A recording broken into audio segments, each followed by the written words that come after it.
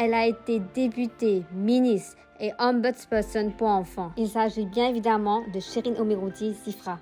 L'avocate nous livre ses réflexions sur divers thèmes comme le mariage, la femme, la déception et le bonheur. Bienvenue dans Regard sur la vie.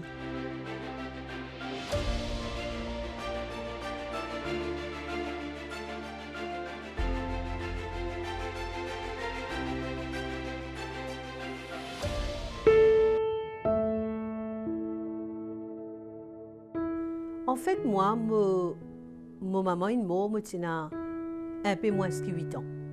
Mais je suis tellement bien entourée, que ce soit au niveau de la case, avec papa, grand-mère, grand-père, ma tonton, ma tantine, etc. Et même à l'école, tellement l'école, je me gâte moi, qui, même si évidemment, c'est difficile pour perdre maman, ça là, mais quand même ça, mon récit, comment dire, overcome ce problème-là. Peut-être quelque part, le fait qu'il m'ait grandi sans mon maman, après, plus tard, mon papa est remarié et il ne pose aucun problème, mais quand même ça, mon fils grandit un peu plus vite.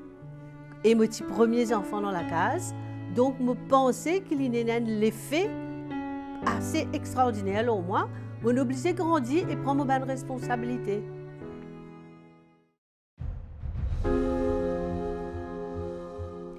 Bon, je pense que tout le monde connaît que la question des droits de la femme, c'est une question qui occupe moi pendant des années.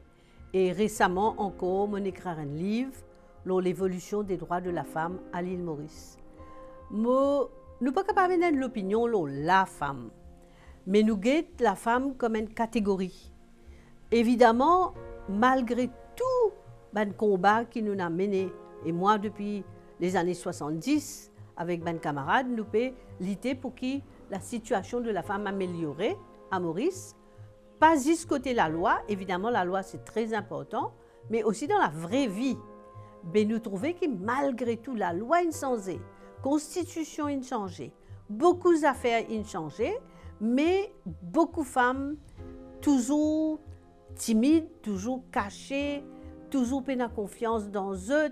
Et là, nous connaissons par exemple qui violence à l'encontre des femmes, là, peut-être, et dans le monde quoi l'invine plus, nous pas qu'à mesurer, c'est pas l'invine plus, mais en tout cas, à ce là nous au courant plus qu'avant.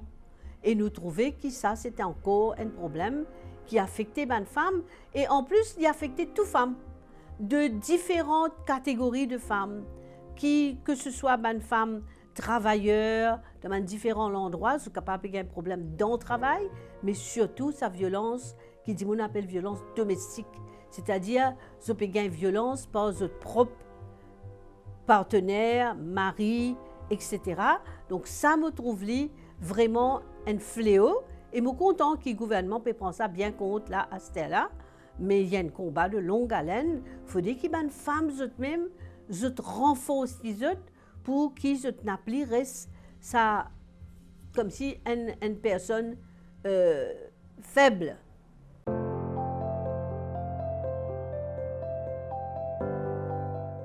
Deux dimoun décidé pour marier. Bon, et là, dimoun pensait qu'il y a un mariage d'amour et qu'après, le reste, c'est mariage de raison. Moi, je ne veux pas penser en ces termes-là. Évidemment, l'amour est un élément extrêmement important dans un couple. Et dans Dimoun, par exemple, nous avons grandi longtemps, ce type est marié après l'amour venu. Nous, dans nos générations, nous comptons, nous trouvons quelqu'un qui nous est amoureux, et nous décidons pour marier. Maintenant, avec le temps, moi, je suis un avocat, avec le temps, je peux trouver beaucoup de divorces, beaucoup de couples qui se séparent. Ils ne sont pas bien ensemble. Et il y a vraiment beaucoup de problèmes à ce niveau-là. Et nous réalisons, même pas de mariage d'amour, il n'a pas duré. Alors moi, l'opinion, c'est que quand et me dire ça m'antifie surtout.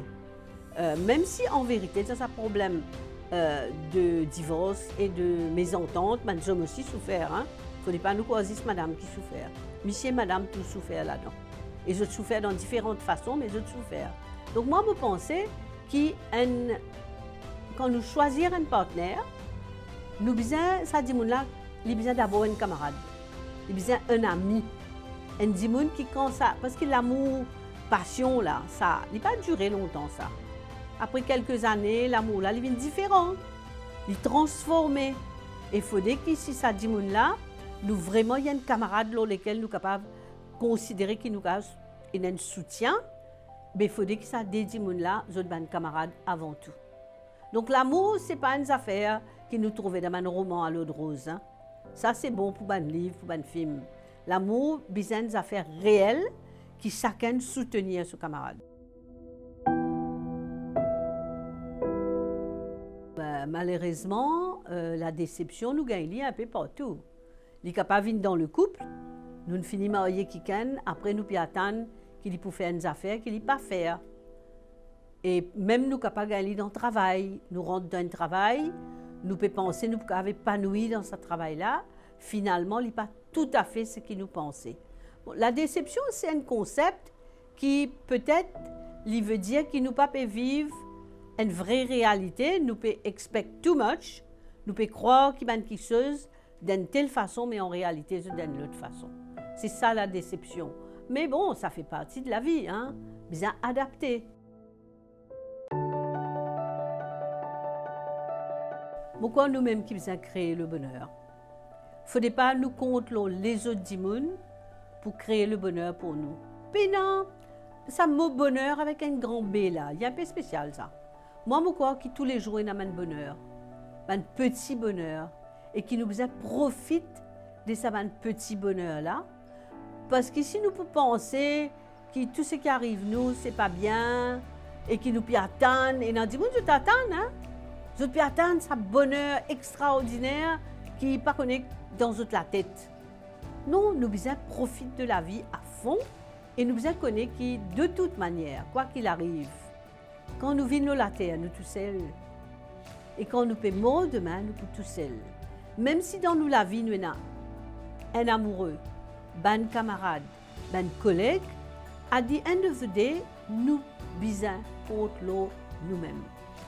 Pour moi, si nous faisons ça, et si nous partageons avec les autres mondes, si nous sommes généreux avec les autres mondes, si nous comprenons un peu les autres mondes aussi, nous pas comment dire qu'ils disent nous. Là, peut-être, nous sommes capables d'approcher un peu un bonheur humain.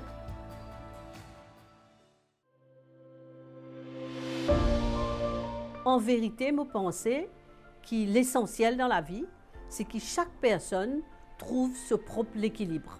Un équilibre mental, un équilibre psychologique et aussi un équilibre dans la vie.